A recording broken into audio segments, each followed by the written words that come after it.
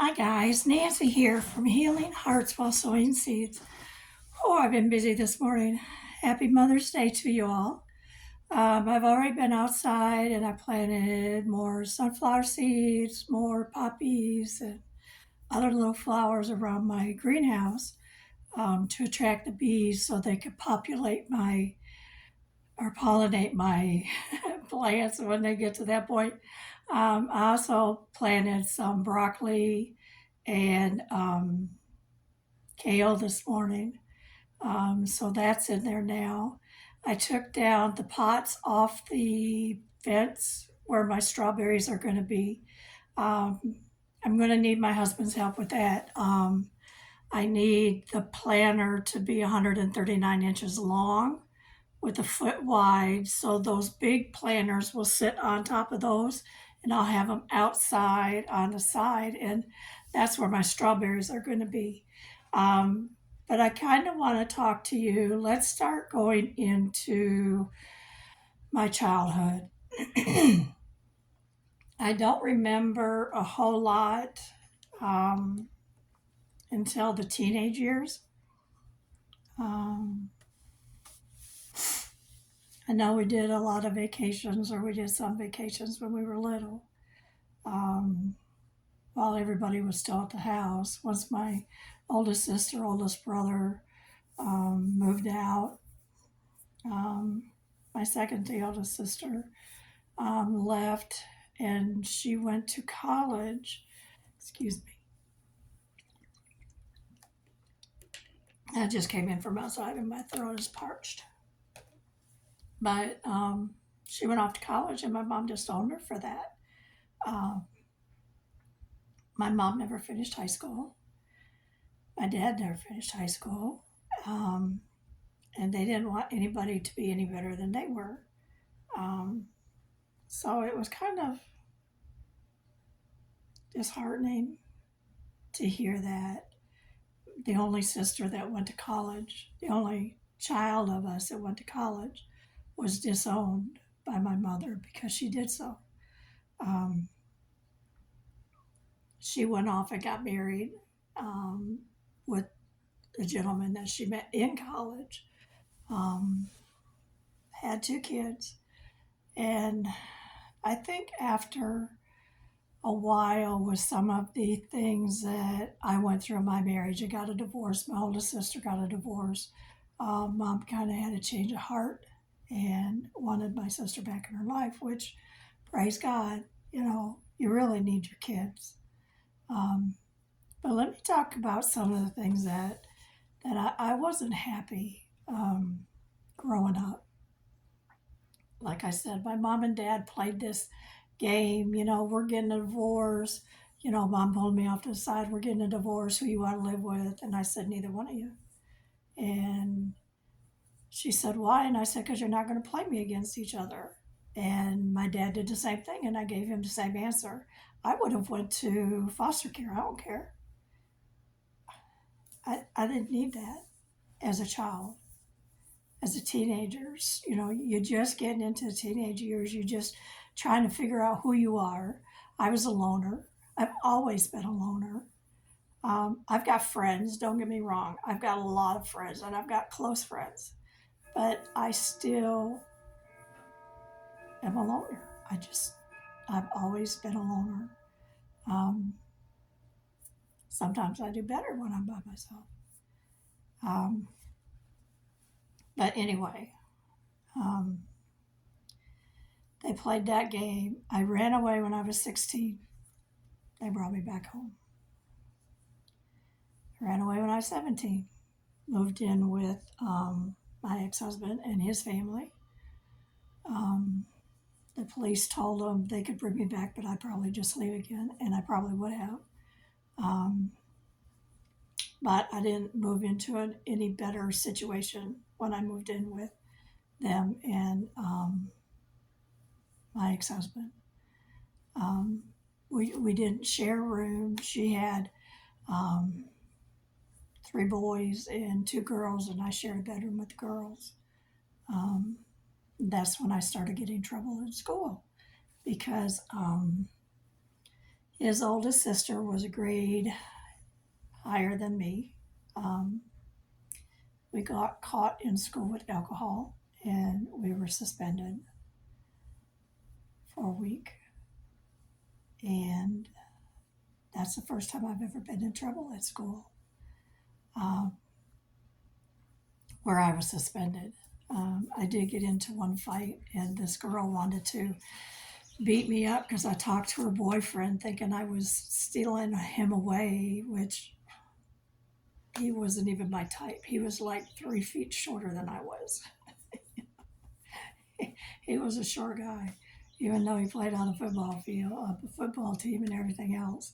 His family had money, and she started a fight with me, and I wasn't going to stand there and let her pull my hair. I threw a few punches, and then when um,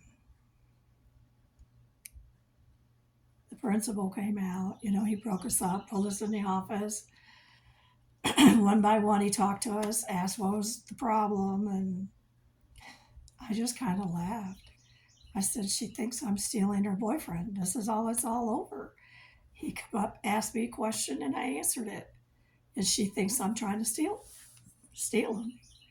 And that's what it was over, but still, here's crazy today. But that's what it was over. And she got in trouble, and I didn't, because I didn't start it. But I wasn't going to let her pull my hair either. She was just pulling my hair and swinging me around. It's like, really, is that all you can do? But, I got a few punches in, and then I quit school in the beginning of my 11th year. With his sister also got in trouble for skipping school. Um, her brother had a car, and I had a license. She didn't. We took his car. We went to a neighboring town, to a party that she knew about. And when we went to come home, the car wouldn't start. So, boom, there we were. Caught, red handed, busted. What can I say? Um, but other than that, I mean, that's pretty much all I got in trouble for in school. I didn't really get good grades, didn't understand math, but that was the future I wanted, was in financing. And here I am, not doing well in math. And math is one of the things you need. But I quit going into my 11th year. Got a job waiting tables.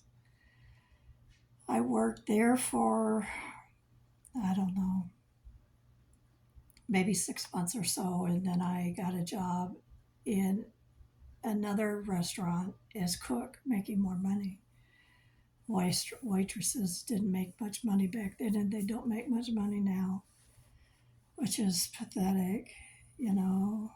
They say you got to turn in your tips, which is true, because that counts as income, but then all of that stuff is taxed. And if they don't think you made what you should have made, they'll put down what they want to put down. It's crazy. But then when I quit school in my 11th year, um, my mom wasn't happy that I quit school. And I said, well, you didn't finish. And that's what I said to her. You didn't finish. So it wasn't no big deal. To me, I just went to work. I just started working. When I was 18, we got married. I turned 18 in January and August of that year. We were married. Um, we had a 10 by 50 trailer, really old trailer. We had a lot of problems with the furnace every winter. The kids were getting sick in there all the time. We'd talk about buying a house, and he was a big mama's boy. Big mama's boy. But anyway, we'd talk about buying a house, And he'd say something to his parents, and his mom said, you can't afford to buy a house. So he'd come home from there and he'd say, okay, we're staying in the trailer. So I just threw my hands up at it. You're going to play this game. I ain't got time to play this game.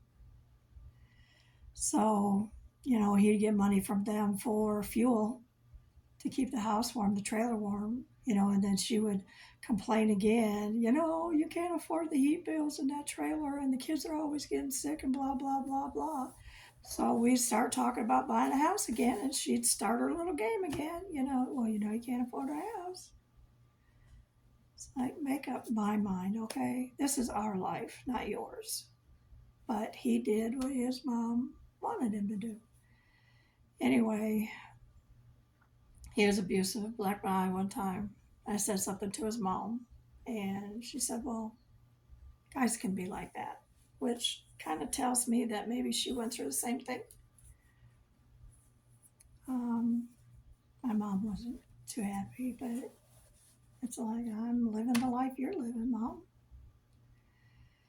Well, when I got pregnant with my first son and I had him, and his parents came up because he used to accuse me of having an affair with him or having an affair on him all the time. And after I had my first son and his parents came up to see him, she said, oh, he's definitely yours. And if I could have got out of that bed, I would have decked that lady. I mean, she had played so much evil into our lives that it wasn't funny. He, even after we had my first son, he was still abusive. He'd start going out drinking with my ex-brother-in-law, and my sister-in-law divorced him because he was cheating on her too. But he would go out and party with him and come home, accuse me of having an affair. You're the one out partying. I'm home here with the kids. How can I have an affair? When do I have time? Do I have it in front of the kids? No, I don't think so. So, it was kind of one of them deals. Then I had my second son, Tim, in 82. Carl was born in 80. Tim was born in 82. He was a few weeks old, and we had gotten into an argument, and I had Tim up in my arms like this, and he punched me here. I mean, like an inch from his face. Oh, that aggravated me so bad that I had asked Carl to sit on the couch and hold his brother. And I just went punching back at him. Don't you ever hit me with a baby in my arms, because that ain't going to work. Well, it wasn't too long after that I left him. And it wasn't because I had another place to go, because I did. And it terrified me to be 23, single mother of two. But I got a phone call from a girl, because he kept asking me, well, when are you going to move out? When are you going to move out? When are you going to move out? Well, I got this phone call from this girl. Wanted to know when I was going to move out so she could move in. You can have him. And I moved out that week. Packed up my stuff and went to my sister's, and I stayed there for a little bit. And then I come back and got an apartment, got another job in a donut shop, met another man who was in the Air Force. Sweet as could be. Never raised a voice, never raised a hand, helped me with the kids. And he was seeing another girl in Ohio too. And he told me, he says, when I get out of the Air Force, I'm going to Ohio, and me and his girlfriend and him was getting married because she's pregnant. So, okay, I said, well, I knew he was seeing her. I don't think she knew he was seeing me. I said, okay, ain't a problem. I mean, it was kind of on both ends. It was company for me. And we didn't have a sexual affair. I mean, it wasn't like that. It was the company. I just wanted the company. I mean, we would go out for dinner, picnics, I mean, all kinds of things, and do things with the kids, you know. And he was just really great. Well, I told him, I said, "You're leaving Michigan. I don't want to stay up here. I want to leave Michigan too." Well, he knew a friend in Kentucky, so he called him and said, "Yeah, she can come down here for a week." So I went down there for a week, got me an apartment and a place to stay, and got back home, packed up my kids, packed up everything that I could get into my vehicle, and down to Kentucky, Lexington, Kentucky, that I went. And I was working at McDonald's. It was a few blocks from there. Um, I had problems with one of the male managers there, and I wasn't the only one. There was a lot of people who had problems with him wanting to be touchy feely, and it's like, no, no, that ain't gonna happen. Um, but the district manager um, had seen how hard I worked. Um, I mean, within 6 months, he wanted to put me into management in another store. And he asked me, he said, "I know you're a single mom." He said, "How much do you think, to live on?" And I thought about it and I said, "Well, with a babysitter and groceries and a house, an apartment, whatever," I said, "at least $5 an hour." And he said, "You got it." About floor, it floored me. It's like, what? Okay. Well, then he moved me cross town. Excuse me. he moved. I moved across town because I don't like living far from where I'm working. Because if so, and where the babysitter is, where the kids are going to school at. Because if something happens, I need to be close. So I found a babysitter there willing to take what I got for child support. For two kids, I only got $40 a week, uh, and that was in '83.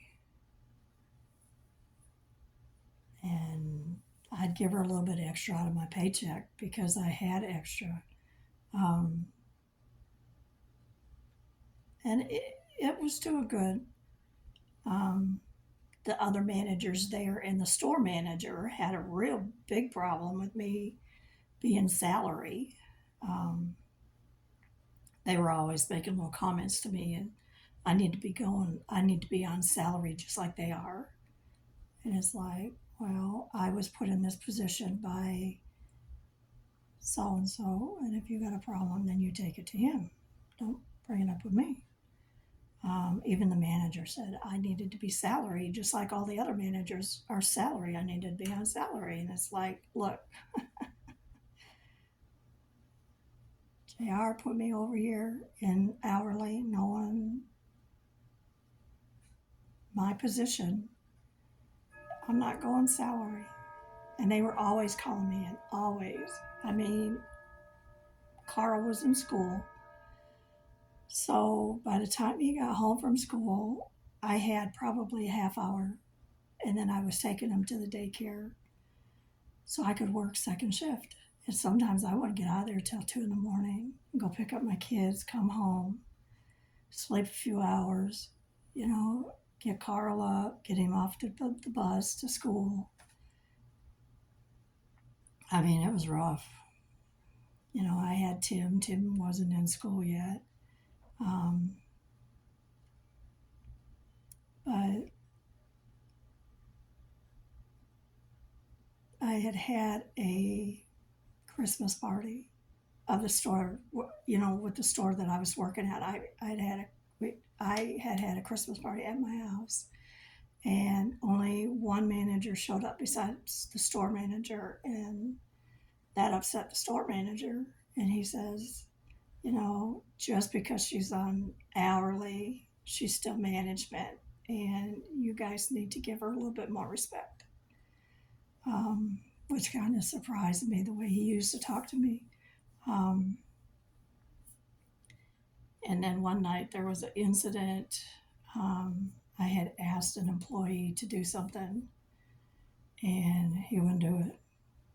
And I looked at a couple of the other managers who had heard me ask him to do it, and they said, "We think you need to go home." I need to go home. Okay. I clocked out, got in my car, and went to my old McDonald's because I just needed to talk to somebody, and I was going to talk to the girl who was there. Well, surprise, surprise, who was sitting there but the store manager, his wife, and his children. And he came up to me and he asked me why I was here and not at work. So, because I was told to go home. He said, "What?" So, what happened? So, I asked so and so to do something, and he wouldn't do it. I asked a couple of the other managers who had heard me ask him to do it, kind of help me out here, back me up. And they said they think I needed to clock out and go home. So I'm not going to sit there and argue with them. That's what I did. Well, then in the managers meeting, everybody heard about it. Everybody. That we are managers and we need to work together. And if something is said by one manager, then the other managers need to back that manager up. Not saying any names, but knowing who he was talking about, me. Well, it wasn't too long after that I had a car accident. Put me out of work for 3 months. Um, and then when I finally got the release to go back to work, and I went back to work, the manager said, a lot of things have changed in 3 months, and you need to go back to crew person and learn all this stuff, and then I'll put you back up into management. Nope, not going to do it. I said, I'll learn it. I said, I got it. I can do it. No problem. Well, then when I got out of that managers meeting that we had, I said, I'll be back at 4. Well, it wasn't too long after I got home, he called me. He said, I just talked to your doctor. He didn't release you and you can't come back. What? So I called the doctor's office. Doctor's office says, yes, he's got the release form. But he put, I quit in my file. And because he put quit in my file, nobody wanted to talk to me after that. I didn't quit. He pretty much fired me and said that I quit, and I didn't. So here I am trying to think what I'm going to do now. I've got this apartment. Let me back up a little bit. I had a roommate. It was a 3-bedroom, 2-bath house, and she rented a bedroom and she had her own bathroom. She wanted me to party with her all the time, go out and drink. And it's like, I got 2 kids, and when I'm off work, I want to be home with them, not out drinking. I don't need that. I went out with her once, got a babysitter. Went out with her once. She wanted me to go out multiple times, and I kept telling her no. Well, she told mutual friends of ours that I hoarded my money. Well, I guess I did hoard my money, if you want to think about it, instead of spending it on alcohol, because I would have to buy her drinks too because she didn't have no money. I don't know how she would find somebody to buy her drinks. That's what she would do. Um, but she was telling everybody that I hoarded my money, um, and that I was a liar. I hoarded my money and I was a liar. These guys come to me and they said, Nancy, what's going on? I said, she's mad because I won't go party with her. I've got kids. I need to be home here. They said, totally understand. I said, well, she can't. So she got mad at me after the Christmas party because I had let one of the managers that came, stay in her room. She was gone. I let him stay there. Sure, no problem. I was paying 90% of everything anyway. She didn't pay that much.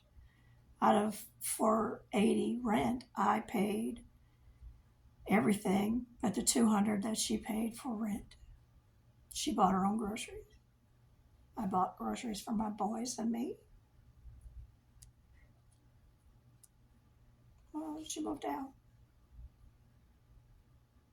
Well, when I told the apartment complex that I was moving out because there was no way I could pay the rent, they said, well, we're going to sue you for back rent because you signed the lease. I said, are you going after so-and-so too? And I'm not mentioning any names. I don't want to mention any names, so that's why I'm saying so-and-so did,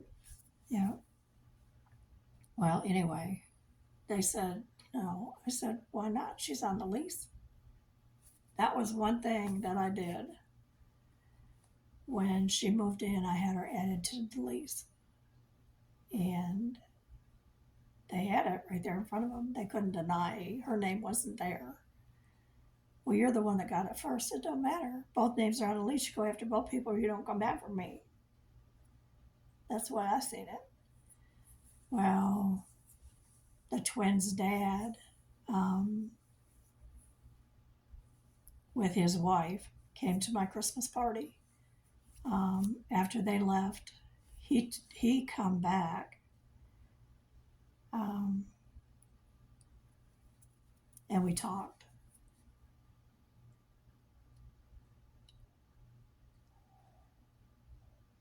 And when I woke up, he was in my bed.